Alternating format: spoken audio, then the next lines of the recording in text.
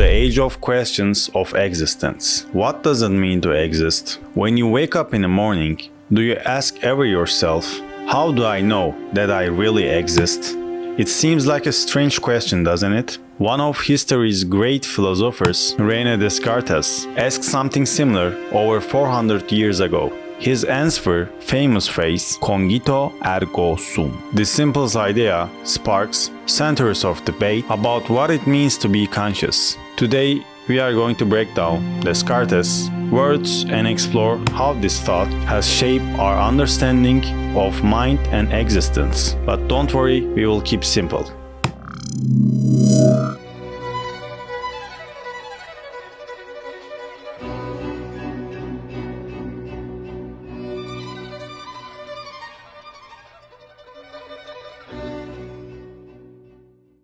Descartes' big idea.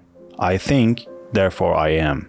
One of the fathers of a modern philosophy, Descartes, for looking for something he could be absolutely certain of, something he could never doubt, even when he doubted everything. He sensed the world, even his body. He realized one thing was certain. He thinking. And if he was thinking, then he must be exist. At least as a thinking being. Thinking and existing seems simple at the first glance, but it opens the door to deeper questions.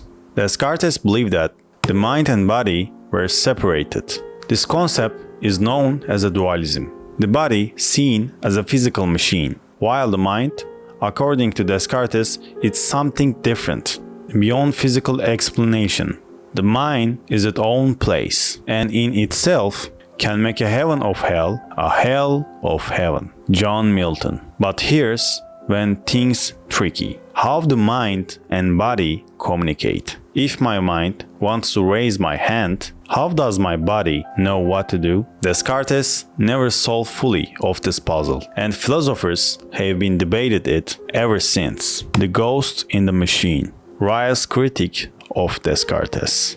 Not everyone is agree to Descartes' idea that mind and body were separate. A major critic of Descartes in the 20th century was philosopher Gilbert Ryle. Ryle famously called Descartes' view the ghost in the machine, the idea that our minds is an invincible force controlling our physical body. Ryle argued that this was all wrong. Instead of thinking of the mind as something mysterious floating in our minds, Ryle believed that what we call the mind is actually the behaviors we perform. For instance, when you say someone is thinking, you are just describing actions like solving a problem or making a delusion. Action like solving problem or making a decision. For Ryle, there is no need for a spooky, separate mind. Everything is one physical process. So, where Descartes saw two things, the mind and body, Ryle saw just one. This shift in thinking made people start questioning whether consequences something special or simple another function of brain. The hard problems of consequences.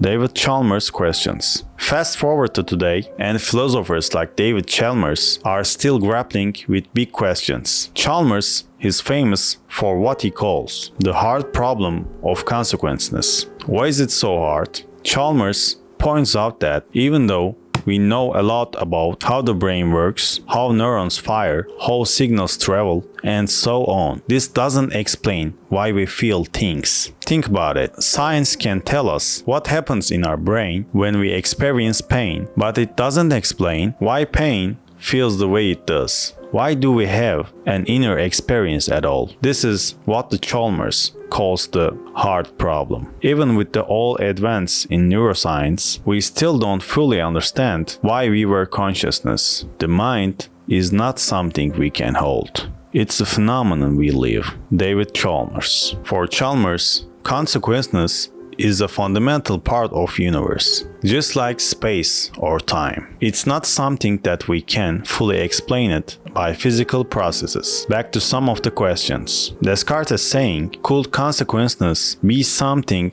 more than just a brain activity, mind or machine? Can computers ever truly be conscious? Discussion of consequences and artificial intelligence, called AI, have focused on one key question. Can computers ever become conscious? AI can perform complex tasks. Philosophically, this question is difficult to answer. Many AI systems today, similar to human brain, they excel in tasks like language recognition, strategy games, or decision making. But these are external behaviors. Is consciousness just a collection of these behaviors, or is it something more? This is where David Chalmers' hard problem comes into play. Chalmers argues that experiencing the subjective experiences is much more complex than the understanding how brain functions. Today's computers operate by using complex algorithms to achieve special goals, but whether they truly feel or have self-awareness remains a mystery. Even if machines can mimic human behavior, whether they are truly conscious is still philosophical debate. Back to you. Are you conscious?